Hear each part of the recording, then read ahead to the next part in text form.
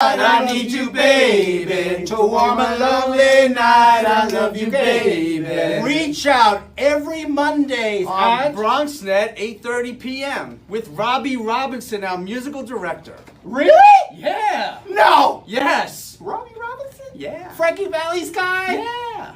Not bad. Listen, check your local listings for the time. Thank you, Ralph. You're welcome.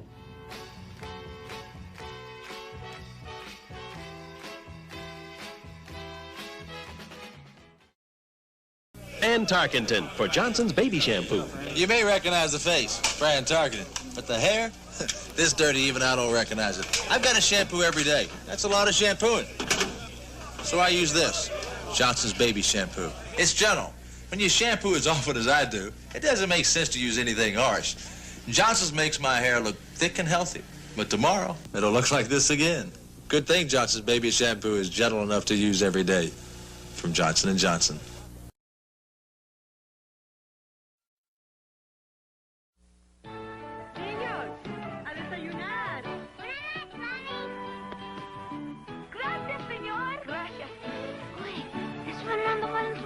Pídele su autógrafo. Pídeselo tú. Señor Valenzuela, quisiera ¿Desayunar con nosotros? Es con cornflakes de Kellogg's. Claro que sí, es mi cereal favorito. Cada caja de cereal favorito de América tiene una cara familiar. Están de campeonato.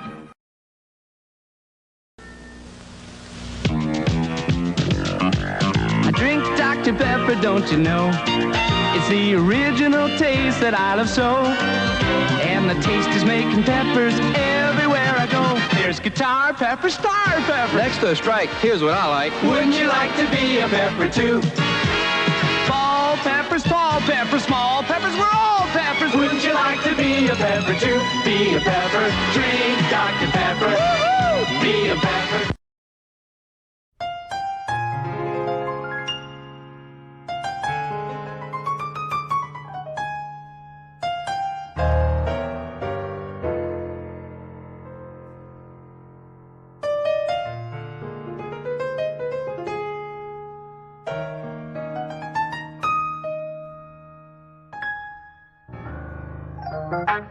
Reach out, oh, with Ray and Steve. Reach out, with Ray and Steve.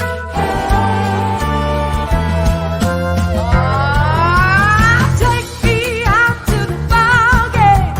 Take me out to the car.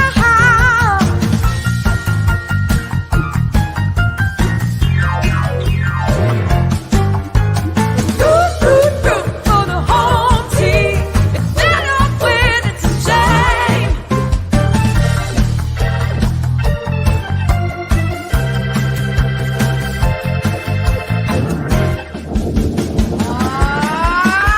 Play ball. Hi, everybody, and a very pleasant good evening to you wherever you may be. Welcome, welcome, welcome to Reach Out with Ray and Steve. Now, this is the show where East meets West, the Yankees meet the Dodgers, and baseball meets music, and then we all come together for community.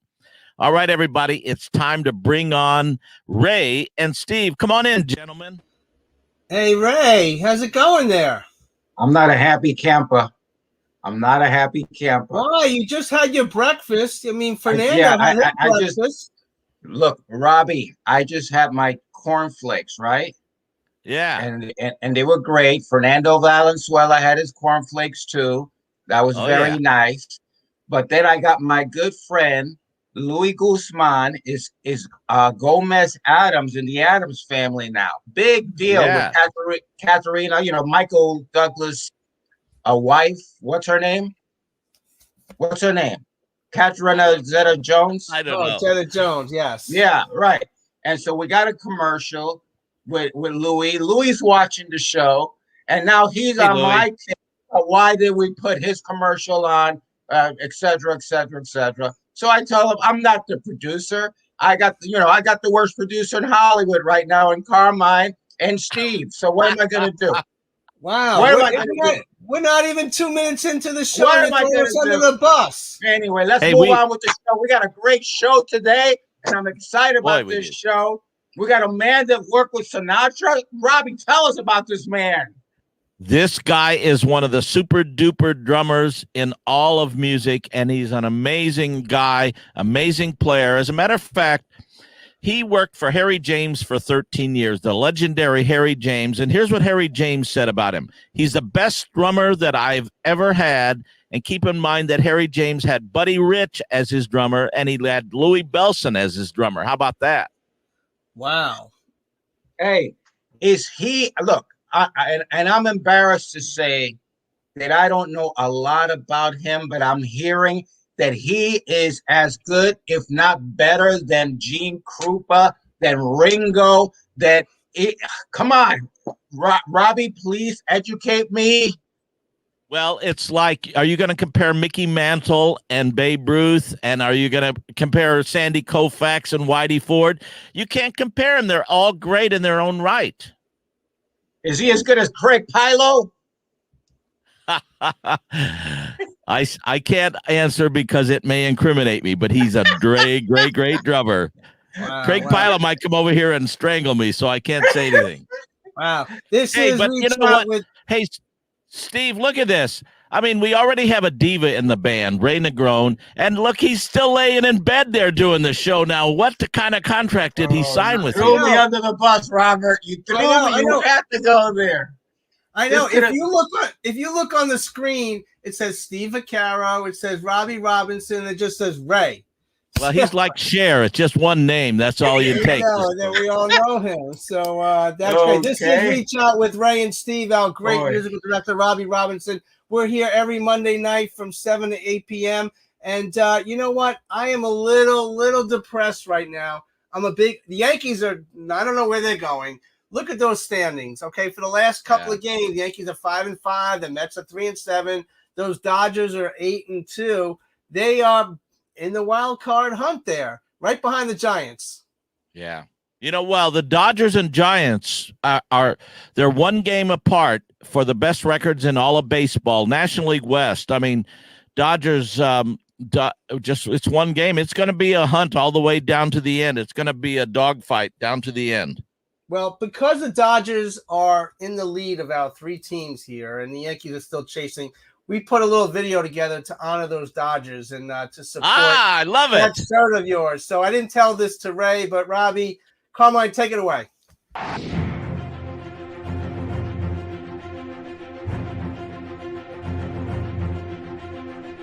Thank you very much, Mr. Rickey. I'm certainly delighted with my contract. You talk about a roll of the dice. This is it. Fielders are on their toes. The fans are on their feet.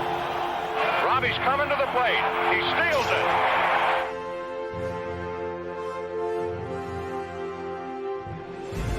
One strike away.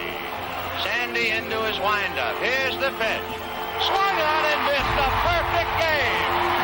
There's the no-hitter. There's the no-hitter. A no-no for Nomo. There it is. 55 consecutive saves. The game is over, and the Dodgers sweep. In the World Series, the theme is California, here we stay. Piazza hits a high drive. That ball is out of here, and a home run for Rick Monday. Mike Scioscia, it's the biggest of his career. Walk-off grand slam, And the Dodgers are champions of the National League West. Gone! It's gone! This is just amazing! 4 consecutive home runs. He has done it! He has done it! No more with a walk-off home run!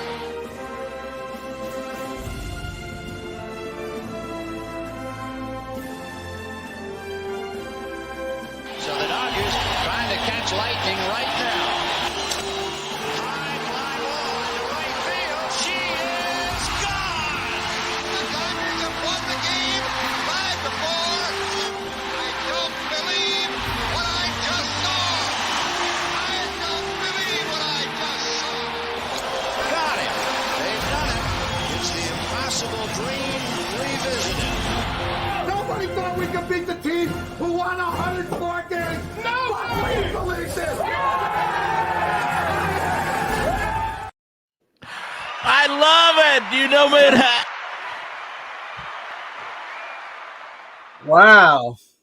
It broke my heart to do it, Ray, but you know, we had to give props to Robbie because that's all he's getting this year. So I just wanted to put that out there. I'm holding my hands and fingers down. Hey, you know what? We could do a whole show on the Dodgers one of these days. By the way, yesterday was the great Duke Snider's birthday. Yeah. And I've got let's wrap this up with one thing because we have such a big show. But check this out. Duke Snider, put Ray on the screen. I want Ray to hear this. Ray, Duke Snider had more home runs than anybody in the 50s, more than Mickey Mantle, more than Henry Aaron, more than Willie Mays. Duke Snider, more home runs than anybody in the 50s. And it was his birthday yesterday. Happy birthday to the Duke of Flatbush. The Duke of Flatbush. Unbelievable. So we got a big show, don't we, guys? Fielder. That was the era of the center fielders in New York, and he was great. Willie, Mickey, and the Duke. Willie, Mickey, and the Duke. Steve, you have to unmute yourself. We get started. I'm a Vikings fan. Again, another heartbreak loss. I'm such a big Vikings fan. Year after year, I got ready for the game yesterday. I was all set to go. These are my Viking people. And this is what happened. I watch and watch and watch for a Vikings win. And again, they break your heart. Check it out. Good step, lead home for the win.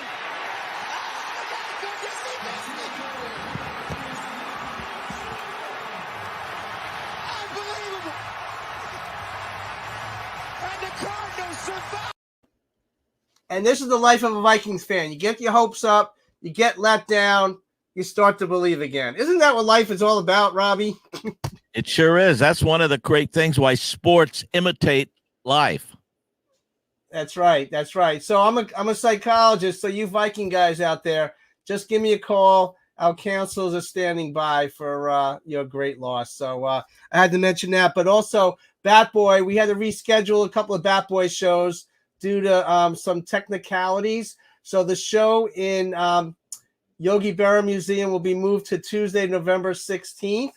And the show at the Babe Ruth Museum will be moved to next year, April 16th of 2022, when the Yankees are in Baltimore. And we have a little clip of Bat Boy in case you're getting a little urge to see it.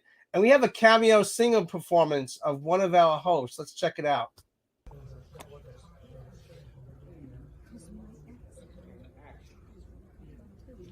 Guess who's home? Daddy! Hey, Princess, hey, big boy, how are you? Miss you. Not me. How are you? Of course I gotta get my first boy. How are you? Forget me? No, of course not. Saving the best for last. Did you forget me? How are you? Good. Hi, Vinny. Hi, Prima. Hey, kids, why don't you guys go play outside? They just got here. Yeah, well, I want to talk to my hubby. Do I have to leave too? Hey, why do you Okay. have to be so calm? See you guys. Listen. How are you? I'm good. The flight here was amazing. I'll bet it was. What's the matter? Can't get used to it. We just don't like flying from you. I was telling Vinny just before. I'm never going to accept it. You don't understand. When I'm out on the road with the fellas and we're going and we're traveling, that flight home to you in the air makes me feel so free because we're two dogs. I think we had that. Oh, here we go. And when you're in the air, my heart is pounding. I'm never getting used to it. I just can't accept it. Can't we just move to New York? We had this discussion. Can I go too? To New York? Vinny, this is not the time. Tell her how I feel. Would you talk some sense into him? Vinny, tell her how I feel. I think that we should fly. Oh. I knew I would. You're my cousin, but I like his plane. Sparks in the engine? Really, Thurman? It's not a big deal. I'll fix it this weekend. All right, let's It's fireworks, all right. Vinny, tell her how I really feel, please. want me to tell her? Yes. You really want me to tell her? Now. Better time now than ever.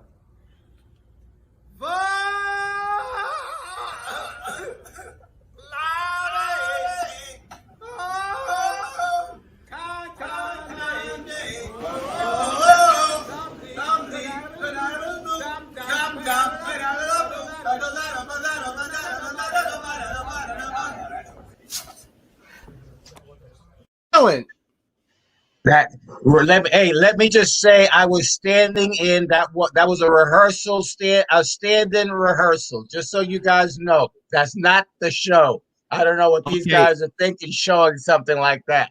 I've got one thing to say for you, Ray. Here it is. Go ahead. Thanks, friend. Wow. Hey, Well, I love you, Ray, like a brother. You know what? And as a bat boy, you're the best of the best. But as a singer, maybe you need a little work. Well, thanks. You know. Thanks, Robbie. Thanks. Well, anyway, Steve. he has some more time to practice up in his voice, but he's a great stand-in. He's a great stand-in. We have three great musicians here. I think, Ray, you might be on the third level here. But anyway, it was a great, great effort. And we'll do our Bat Boy show again in November and in April. We can't wait. It'll be off Broadway real soon, too. So we have a community segment called the Reach Out community segment here. And we have two people rescuing families, Vinny and Gina Santora, that are doing amazing work for years and years in their community. And they just got acknowledged by Kelly Clarkson, of all people. Let's check it out.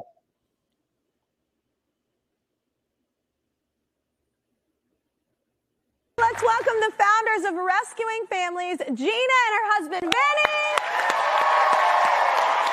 So how did you end up doing these upgrades for people? You know, being contractors for so long, 15 years, we would go into people's homes and see all the things they needed, but we were working for the disabled and the elderly community, and we knew that they couldn't afford it. So me and Gina had a conversation one night. We're like, we can't leave them like this. So we took said, it out of our pocket. We'll take care of it out of our pocket. Wow. We'll give them what they need so they can stay in their homes. Yeah. For more information about rescuing families, please go to kellyclarksonshow.com. We'll be right back, everybody, all right? All right, cool. We have something to do out there. You want to come with us? Sure. Okay. We'll be right back, y'all. I think we have to step down here. Okay. We're like seriously so excited that y'all are here. And then I thought maybe you needed a new car. Is what you. Wow. That is amazing. Right. That's amazing.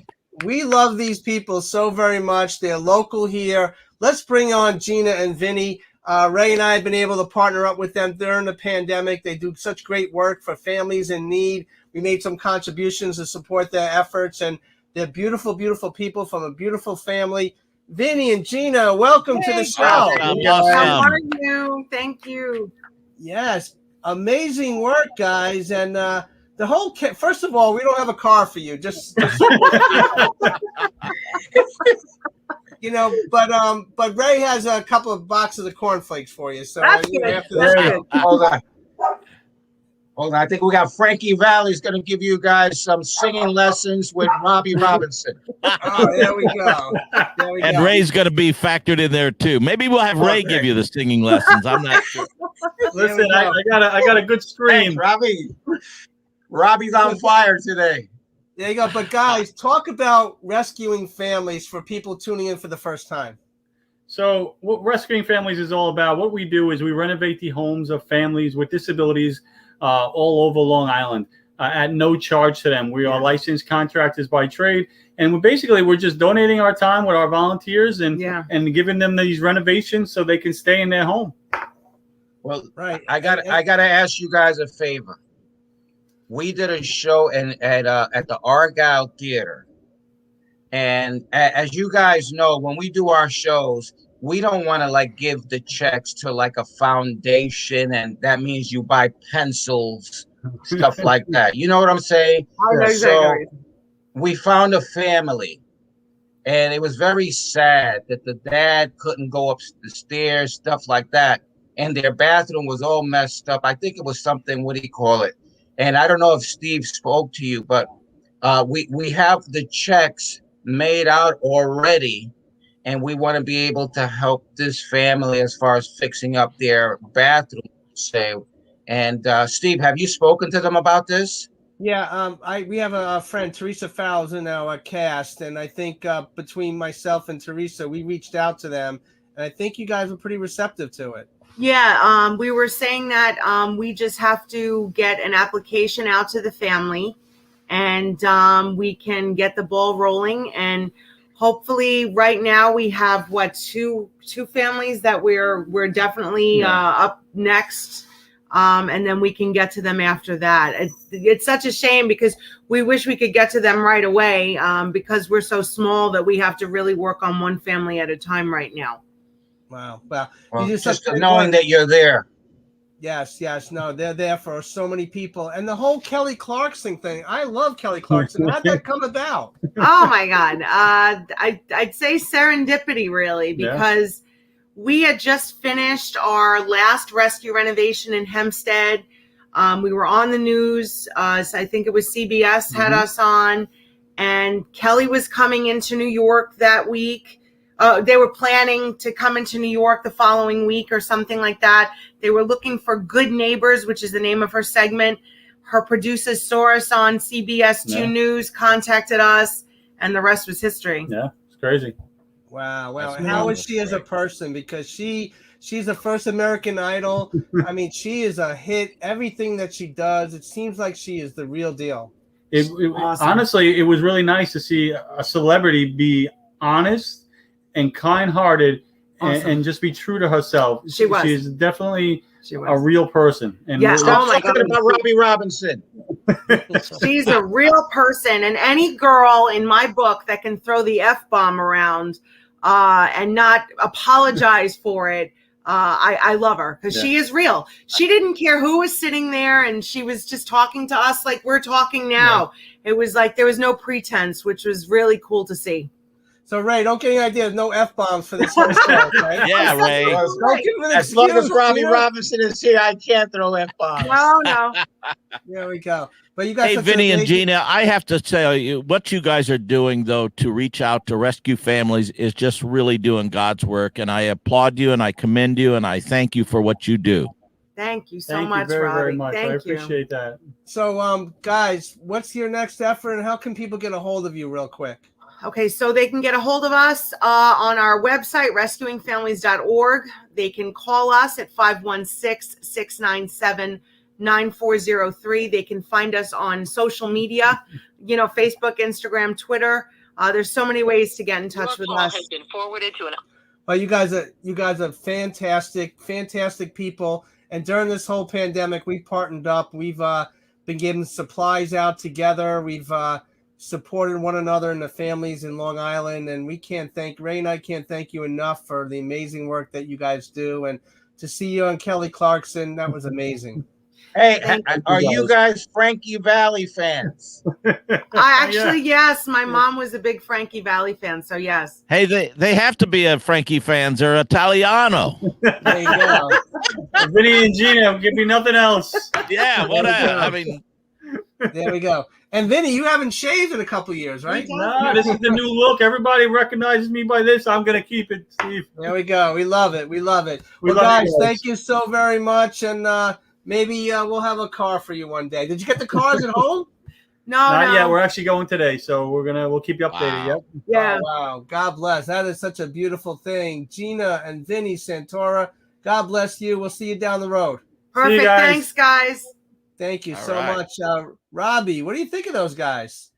You know what? That's what it's all about. Reaching out, helping one another, and looking. And they didn't ask for that car, of course. And look at what kind of a great benefit they got for the work that they do. And that's what we all need to do. We need to come together, as one, because there's such a division in our society, in our country. And it's really a breath of fresh air to see what they do. Wow, thank you so much. And we're going to switch gears a little bit because, Ray, you have a friend of yours. He's a sports reporter for the Yankees. I want you to segue us. He's on the line right now. Pete Caldera is one of the best writers out in the business. And you know what? He knows baseball as well as anybody I know, and I want to ask him certain questions about what's happened this year and the aspect.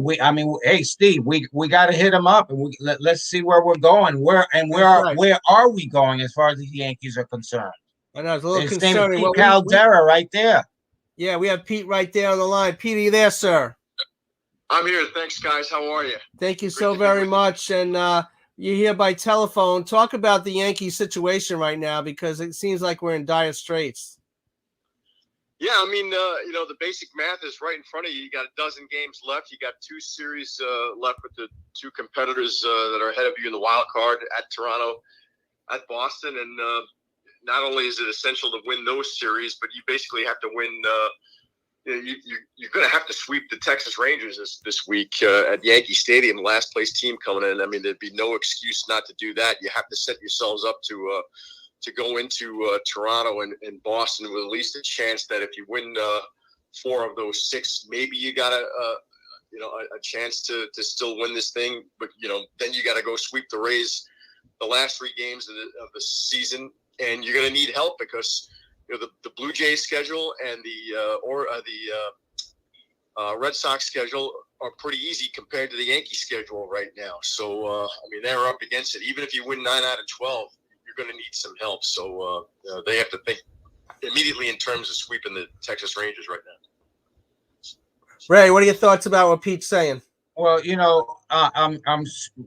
let's hypothetically say, Peter, we don't win. What's the fate of Boone? It's completely up in the air, Ray. I mean, you've got a manager who does not have a contract for 2022. You have a general manager who is still under contract. And listen, just going by Cashman's last public comments about Aaron Boone and the support that this manager still or has had from not only ownership but from the GM and the baseball ops side.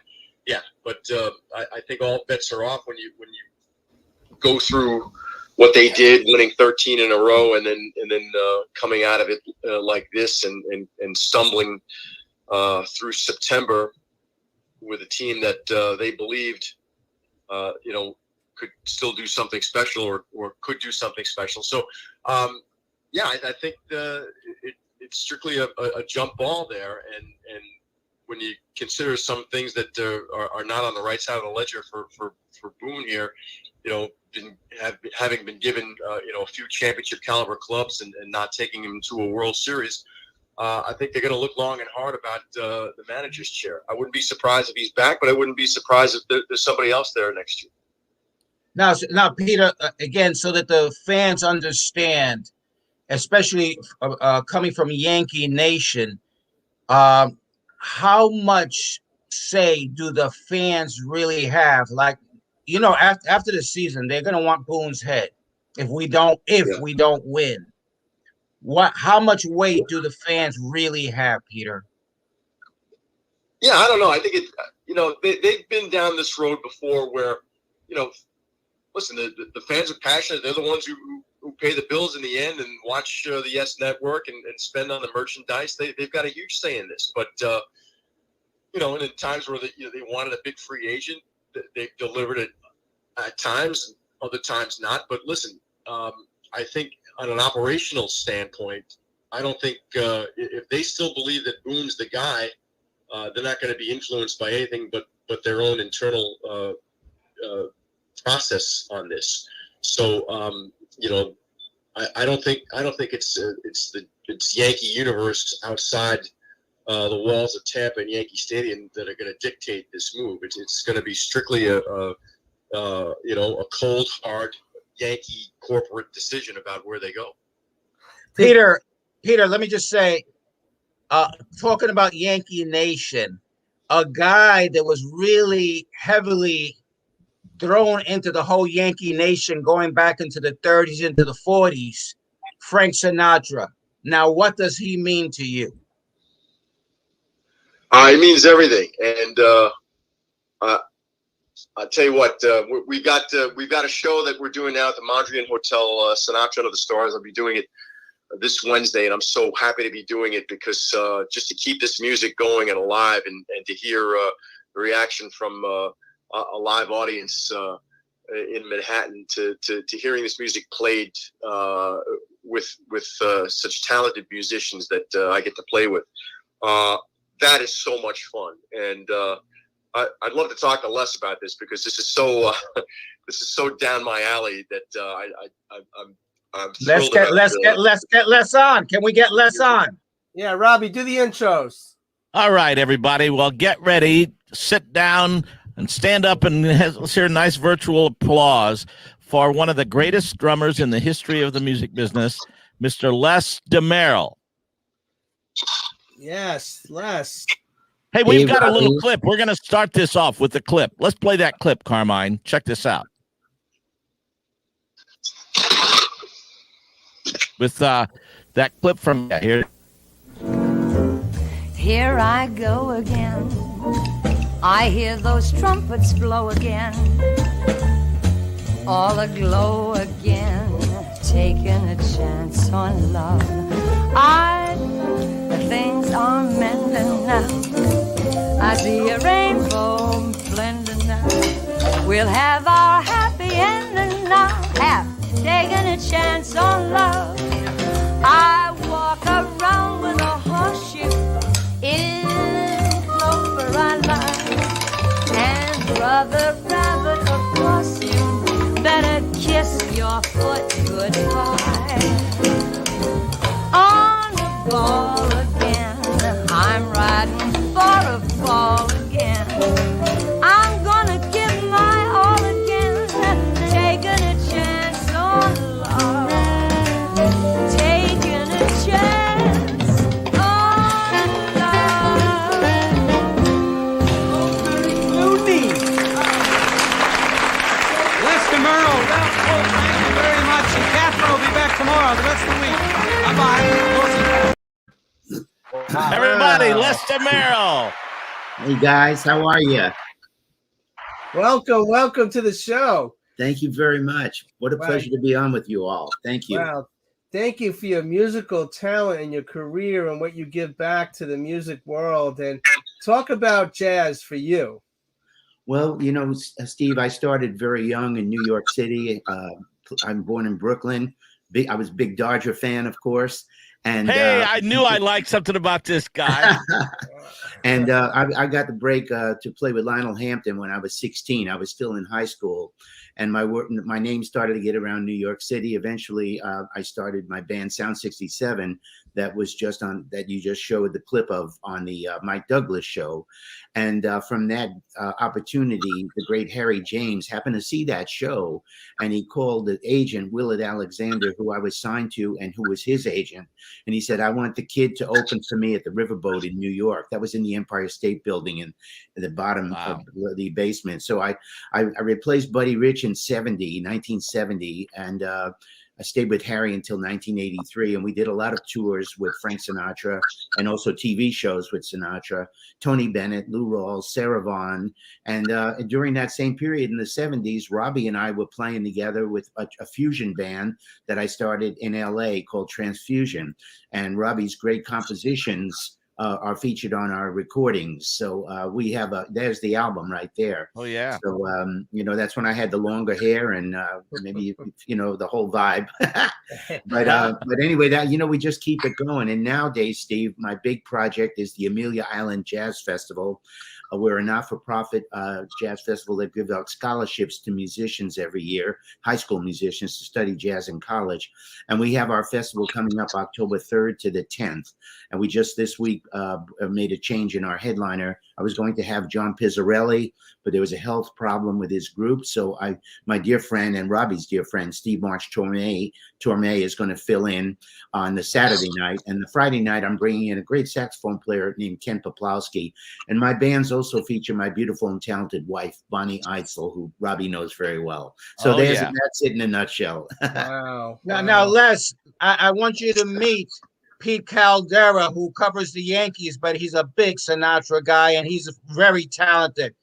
Can you guys hear each other?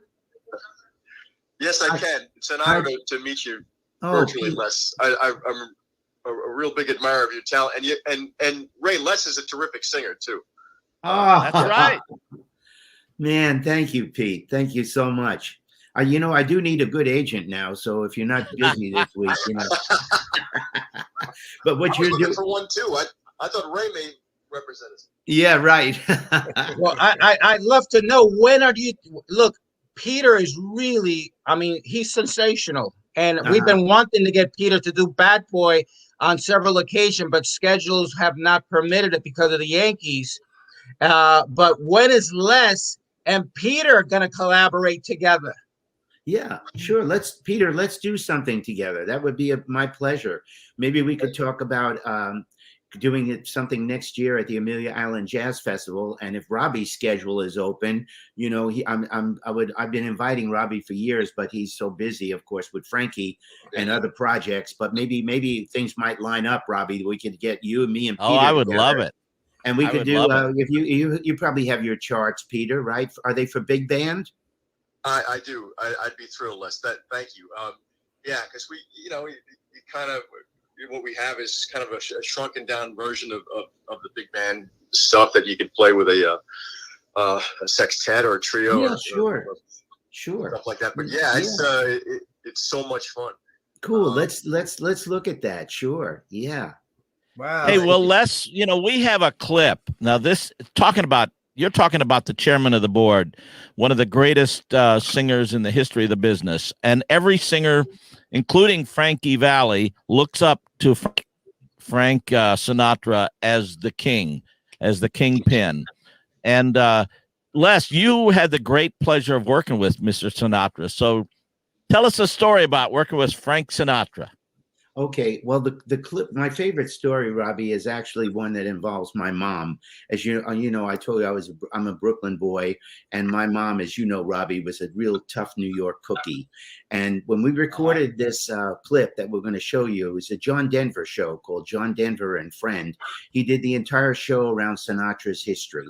So Frank is on the show, and my mother calls me that day. She says, Les, what time do you want me there to meet Frank? Like that, I said, love Mom, it. Yeah. I said, Mom, this show is sold out. This is a VIP thing. If I'd have known a week in advance, I could have got you in, but I can't get you in. She says, okay, kid, what time do you want me there to meet Frank? She wouldn't take no for an answer.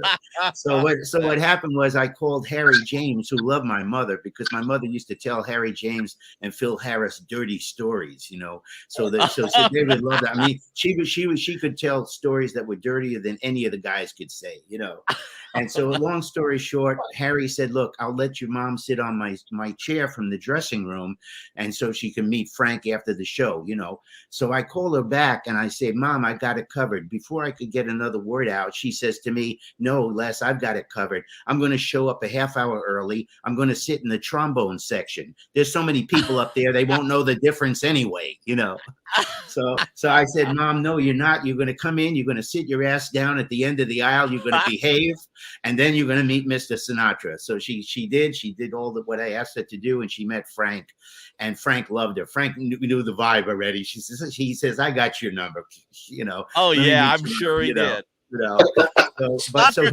You know what? He could converse with kings and gangsters. I mean, and everybody in between. I mean, had that special ability. Absolutely. Well, we have that great clip. I think we should show it. What do you think, guys? Cool. Yeah, Great. I think so. Let's check right. it out.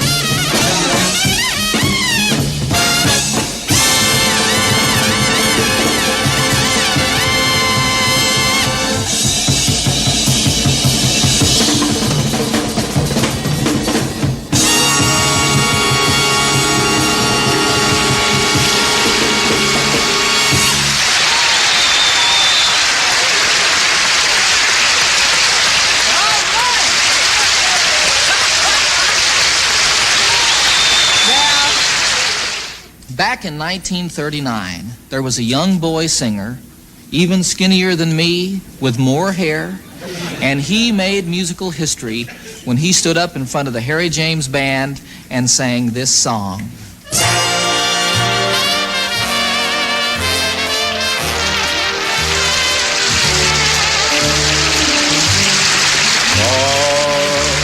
Or nothing at all. Half a love never appealed to me. If your heart never could yield to me, or nothing at all.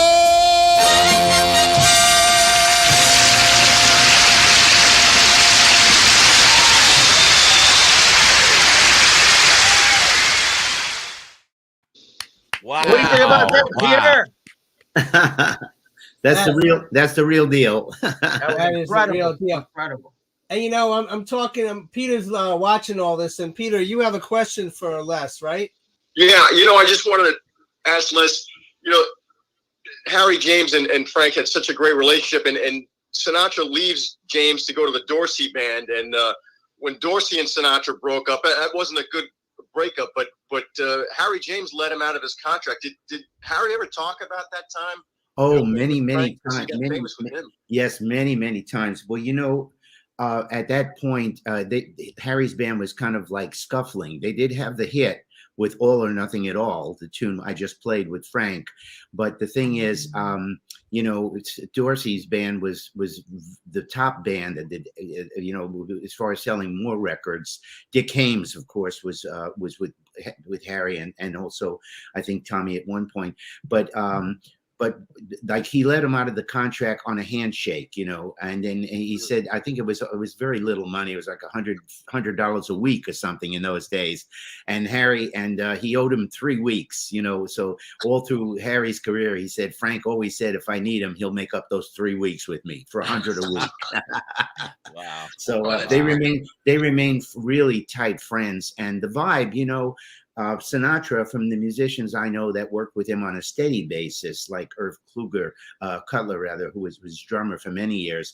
Sometimes, you know, Frank could be very demanding, but the vibe when we worked with him, because I was actually working in Harry James's band, backing up Frank Sinatra, you know.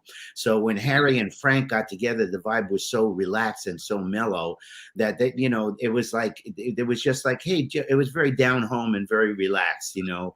And so that's the side of Sinatra that I knew.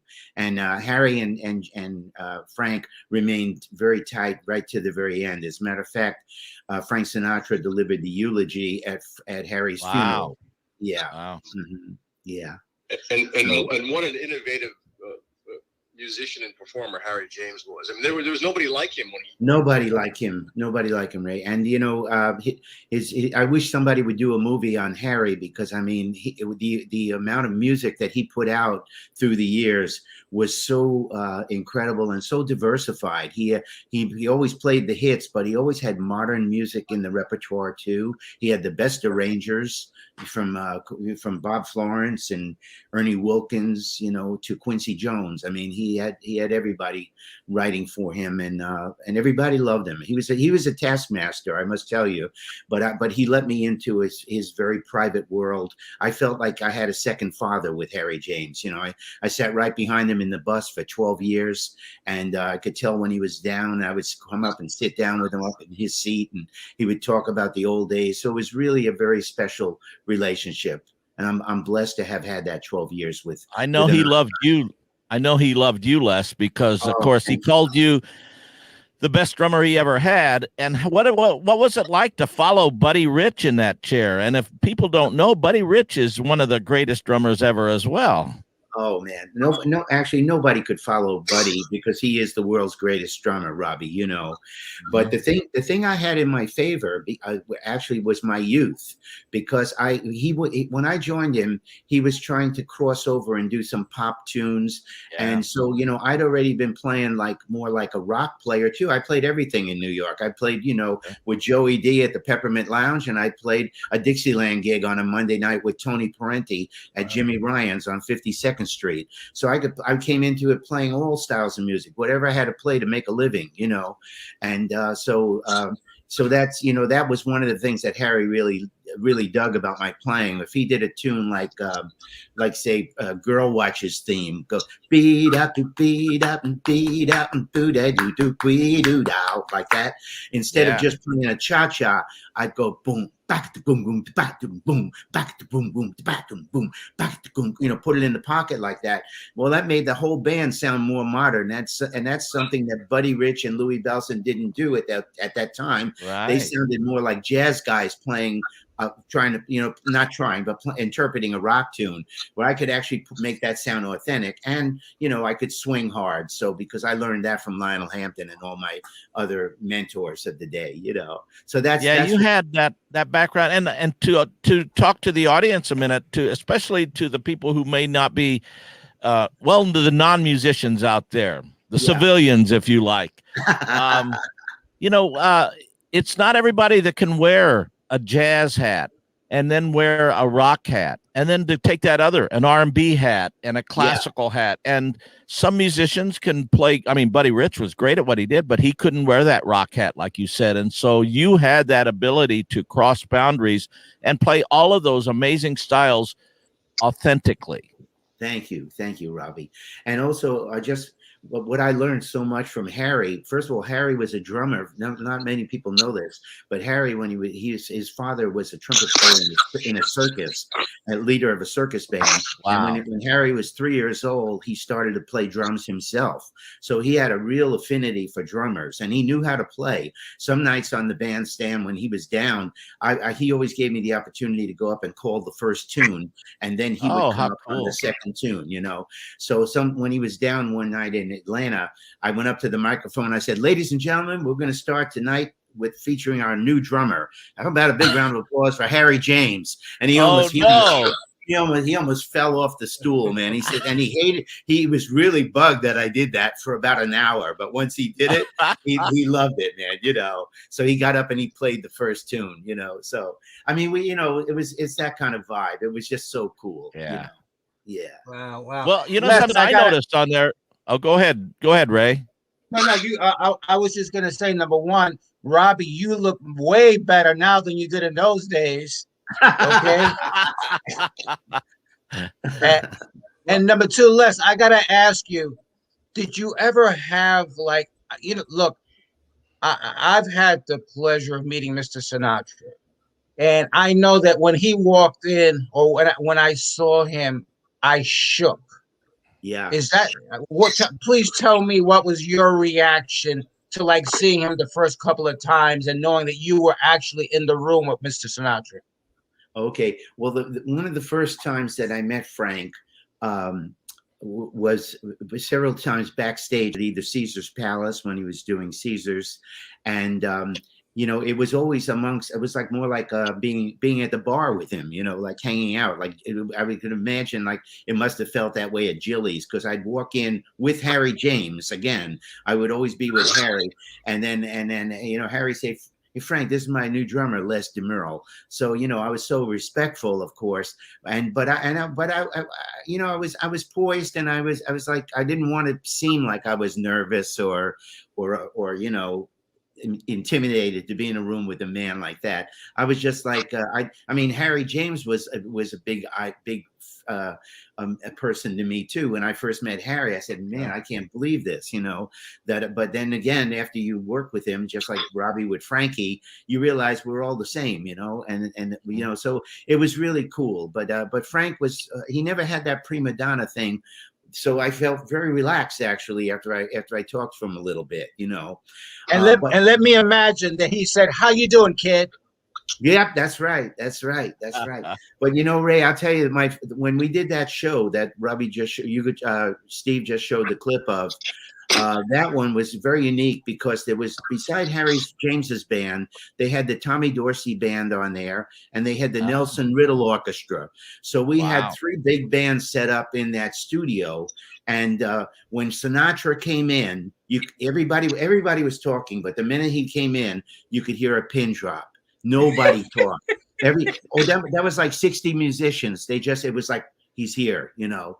And then finally Sinatra came in. He had a baseball cap on, by the way, that day. Wow. He put Probably it on a Dodger hat. A damn Dodger hat. He put it on the piano, and then he said, and he looked at Harry and he says, "Okay, you ready?" And he says, "Okay, let's do it." The minute we started to play, it was like everybody went back to normal. That's it. It was like the music was part of him. You know what I mean? We couldn't all speak to him at the same time and say, "Hello, Mr. Sinatra." You know, it was like there was 60 musicians there.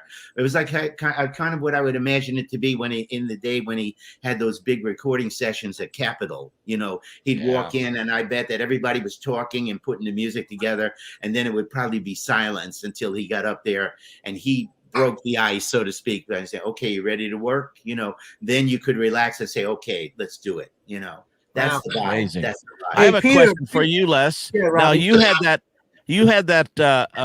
I noticed that in that clip, the band was all wearing their band jackets their uniforms. Harry was wearing, of course, what Harry wore, but you didn't have the same jacket, so he let you dress your own way then, huh?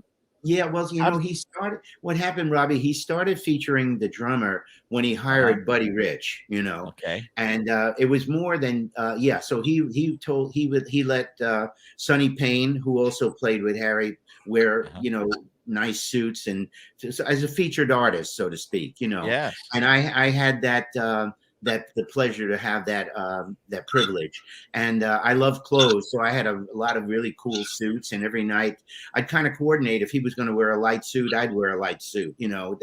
That's so it works like that, and it was really cool, you know. And as you can see, guys, Les has outdressed us all today. Yeah, well, I don't know, you know. Yes, he definitely outdressed you, Robbie. But Peter, do you have what's your thoughts about this conversation, Peter?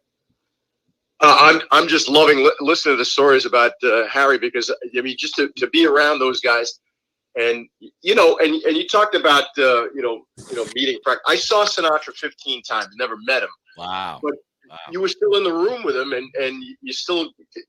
There were moments in those concerts, even later in his 70s, where he was still Sinatra, and could grab an audience like that, and just to and just to be around musicians. I mean, I don't think he was more at home than when he walked into a studio session at Capitol or into a nightclub at the Sands, and was around those musicians and less. I mean, I'm sure that's where those guys were most comfortable, right? Absolutely. Well, you know, Peter, to me, when I look at the Rat Pack videos, and you see Sammy and Dean Martin and Joey Bishop and Peter Lawford and the vibe of how they did those shows. Robbie, of course, cannot relate to this. There was no scripted show at all. They just get out there. They had an opener, and then it was a free for all, but it was orchestrated perfectly. Like Sinatra had a jazz intuition, you know. He could direct traffic in a way and make things happen, and he knew comedy, he knew timing, and all of that, I think, is I mean, you know, those Sands, if you ever see those videos of the Rat Pack at the Sands, he makes that room feel, like you said, like his living room, and he could do that at Caesars. That's a photo, by the way, of me playing on on the bell of Harry James's horn. We took that photo as a promotion shot for Zildjian Cymbals, and I said, "Harry, do you mind if I come up there and just tap on the horn?" He says, "Man, you're the only drummer in history that played a paradiddle on the bell of my horn," you know. Yeah. I love it. Wow. but that's how close the vibe was, you know. I mean, it wasn't like it just stayed, you know what I mean? It was like this, and that's how Sinatra made us feel. But getting back to Frank, he was just an amazing guy, like you said. You know, he just it makes you feel like you're in his living room, even at the biggest show. Wow. Well, real quick, we're almost out of time, but you mentioned about working with high school kids, and during this pandemic, the arts have really took a big hit. What's the most rewarding aspect of working with high school kids and the scholarships that you give? Well, I'll tell you, the cool thing for us is to see them play with the pros, because like for instance, this Wednesday, we're featuring a high school band, actually on October 3rd. But on Wednesday, I'm actually going to make the rehearsal with them and encourage them, you know, to just be aware that they're performing, because this is going to be their first time playing in front of a large crowd, a big outdoor concert in a park here in Amelia Island. But the cool thing is, like, when we give the scholarships away, our trumpet player this year is a kid named Wyatt Bruno. He's 20 years old, and he's actually going to probably play one tune with Steve March Torme. Wow. Last year's scholarship winner got to play with Delphio Marsalis, you know. Wow. So I mean, they make relationships, and they feel like they're stars for that, and it encourages them to not only you know, do great in their academics, which is very important for them to keep the scholarships up, but also to practice harder and reach for the higher note, as they say, you know. Wow. So it makes my heart go like this, Steve. You know, it's just like, you know, and we're paying it forward at this point, and that's what Lionel Hampton did with me, and Harry James did with me when I was a kid. So now, as a senior, I'm able to do this for the kids. And I'll tell you, as Robbie knows, hiring younger folks for the Frankie Valli gig, we learn from the younger people. Absolutely. You know, they need to know the history that we know, but we also learn a lot from what they're listening to, and so it goes around. It all comes back to you. It's much better to give than to receive. Just like when Harry hired you, and he wanted some fresh blood in there. Absolutely, Robbie. Yeah, absolutely. Yeah. Well, that's the reason why we do this show, because we've been blessed to have great, talented people, musicians in the sports world, but more importantly, like great people that give back, paying it forward. I heard you say that. So we want to thank you so very much, Les, for joining us here today, and the amazing work and music that you've done for decades and decades. And this has been a joy. We're going to have to get you to come back. I would love that. And, you know, guys, I'm going to send Robbie a few CDs that I want him to give to each and one of you guys. Okay. Wow. Peter, any last thoughts? I just want to thank you for allowing me to be on here. I just being a fly on the wall, listening to these stories, I could listen to less stories about Harry James and the band all day. It was a real thrill, and thank you for allowing me to be part of it. Thank you, Peter. Appreciate you as always. And Peter, we need to get the Yankees and the Dodgers in the World Series this year again. So we've been praying for a long time. Let's do it. Help us out. Win. Think about winning 10 out of the next 12, and then we'll talk. Right? Okay, we can do that. I want to see Scherzer against Garrett Cole in the opening of the World Series. Oh, after yesterday, I don't know if we want to see that one. But Peter, thank you so very much. Thank you. You know, we're out of time, but Les, how can people get a hold of you? Well, for the Amelia Island Jazz Festival, Steve, which is the most important project we have going now, to learn more about that, it's right on the line, www.ameliaislandjazzfestival.com. And to reach me personally, I have a website, lesdemural.com. And I answer all of my mail, you know, and I would love to make more fans, and as Robbie and I know, the bottom line for us is to keep the music going, keep the music alive. Right. Well, God bless. We're out of time, gentlemen. Okay, Have a great you. evening. Thank you Thank so you very much. Thanks, everybody. Thank you so much. Thank you.